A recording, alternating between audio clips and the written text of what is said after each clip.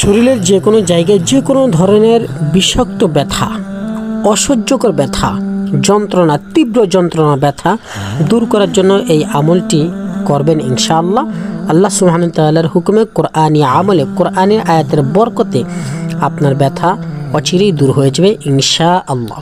প্রিয় দর্শক, আমলটি শুরু করার পূর্বে 3 বার ইস্তিগফার পড়বেন, দুরূদ শরীফ 3 বার পড়বেন, দুরূদ ইব্রাহিম নামাজের মধ্যে যেটা পড়ে ওটা পড়তে পারেন, ওটা পড়লে ভালো। ওটা যদি না পড়েন সাল্লাল্লাহু আলাইহি ওয়াসাল্লাম 3 বার পড়বেন এবং শেষে 3 বার দুরূদ শরীফ পড়ে উক্ত আয়াতটি তেলাওয়াত করবেন 7 বার। সূরা ওয়াকিয়ার একটি আয়াত, লা ইউসাদ্দাউনা আনহা ওয়ালা ইউনজিফুন, লা ইউসাদ্দাউনা আনহা ওয়ালা ইউনজিফুন, এই আয়াতটি 7 বার পাঠ করে উক্ত স্থানে দম করবেন ইনশাআল্লাহ। আপনার ব্যথা অচিরেই ভালো হয়ে যাবে। যদি শরীরে এরকম কোনো জায়গায় ব্যথা হয় যেখানে ফু দেওয়া সম্ভব নয়, সেখানে আপনি হাতের উপরে ফু দিয়ে সেখানে মালিশ করে দিতে পারেন ইনশাআল্লাহ। আল্লাহর কোরআনের বরকতে আপনার ব্যথা দূর হয়ে যাবে।